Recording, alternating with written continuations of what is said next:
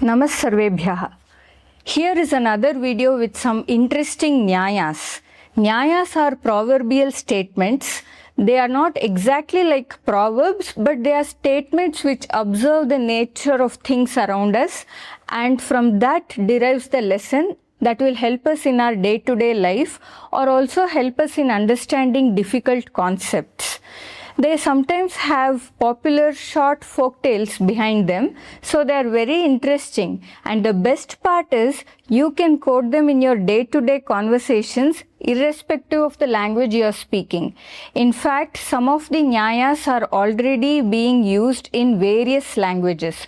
For example, in my previous video I explained the Kakataliya Nyaya.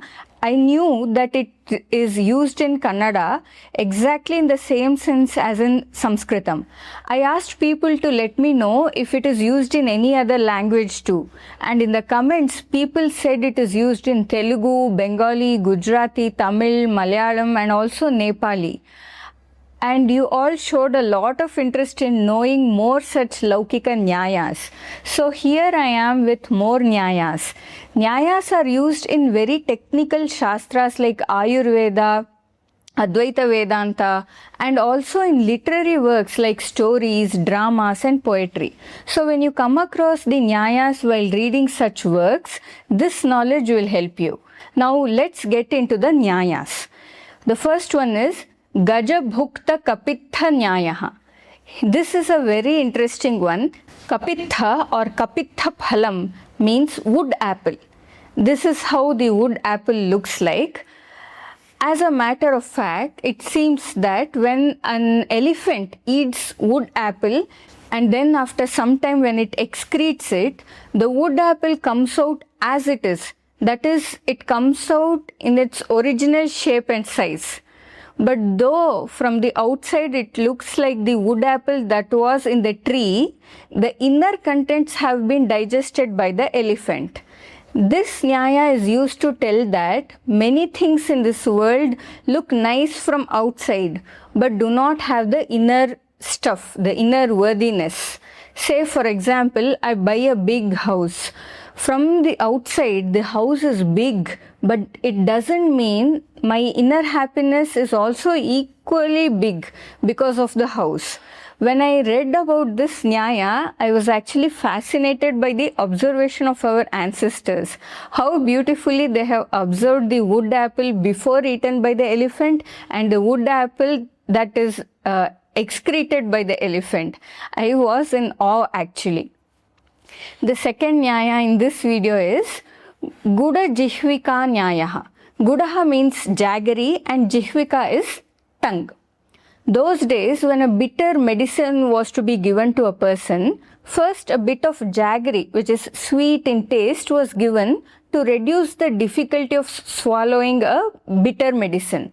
Similarly, when you have to tell something unpleasant to a person, then before telling that unpleasant thing, you have to first say something nice.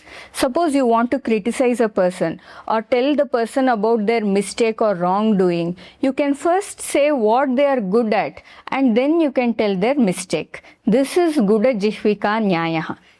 It's such a nice Nyaya, isn't it? The third Nyaya is Ghata Pradipa Nyayaha. Ghataha is a pot and Pradipaha is lamp or light. When a lamp is placed inside a pot, then it will light only the pot. But when the same lamp is placed outside the pot, it lights up a much larger area. Similarly, you might be having some valuable knowledge or valuable talent that will add value to many people's lives. But if you keep it confined to yourself or just confined to a small circle, then it will just add value to few people. But if you bring it out of your circle and share it with many people in the public forums, then it will add value to the lives of many people.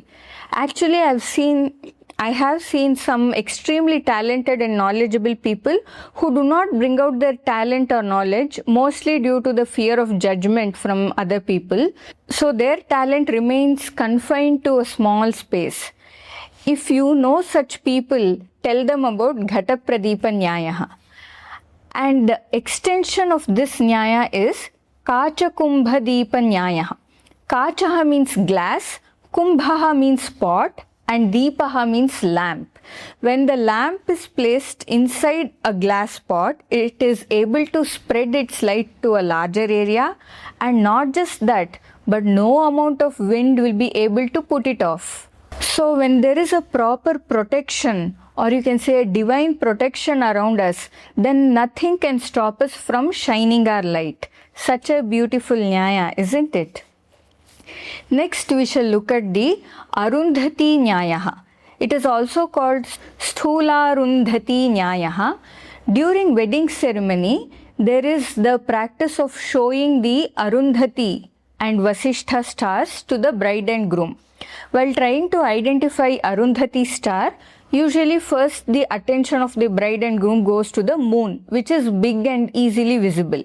Then from there they will see a big star. But that is not Arundhati star. Slowly they will be able to see the correct Arundhati star. Similarly, we will move from gross worldly objects to subtler ones and finally to the subtlest one, which is the Atman. Sri Adi Shankaracharya has used this Nyaya in his Brahma Sutra Bhashyam. Next is Tittibha Nyayaha. Tittibha is a kind of a bird. It is called water hen in English. To understand this Nyaya, you should know a story from the Hitopadesha. There was a Tittibha bird couple living on the shores of a sea. Whenever they laid eggs, the sea would take it away through its waves. The Tittibha couple was extremely sad because of this. But they did not sit helplessly. The male bird vowed to dry up the sea and retrieve the eggs. When the wife asked how he would dry up the sea, he said he will empty it using his beak.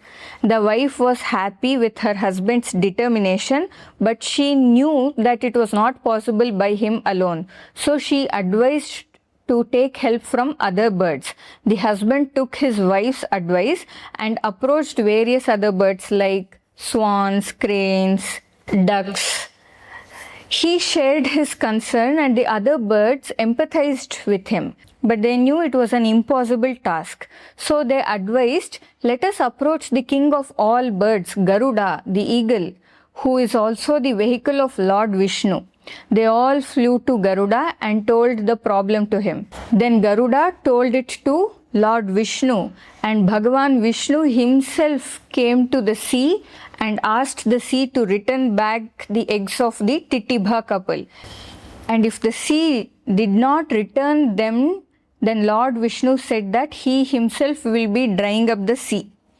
The sea knows the power of Bhagavan Vishnu. So the sea immediately apologized and returned back all the eggs of Tittibha couple. This Nyaya is used to tell that however small you may be, with firm determination and right action, anything can be accomplished. And also, when your determination is strong, then God himself will come and help you. If you know someone who wants to accomplish something but feels he or she is too small or powerless to accomplish, then please share this Nyaya and also this video with them. Next is my favorite Nyaya, which is Kumari Kankanam Nyayaha. Kumari is an unmarried girl and Kankanam means bangle. There is a short story behind this. Once a groom's family came to the girl's house seeking the girl for marriage. At that time, there were not enough grains in her home. So she made an idea to crush the grains and convert it into a flour and then make some dish using the flour. That will help in increasing the quantity. Those days they did not have mixie. So she had to use the mortar and pestle or the rotating one. I think it's the rotating one. I don't know exactly which one, but that's not very important. The girl was wearing many bangles. So when she powders the grains, the people outside will hear the sound because of the bangles. So she removed the bangles one by one. At the end, she had only one bangle in each hand. Now there was no sound. This Nyaya is to tell that when there are too many people, there will be a lot of noise. But when we are alone, there is silence and hence peace. I am a person who loves solitude, and I hate going to crowded places, and I hate going to social gatherings.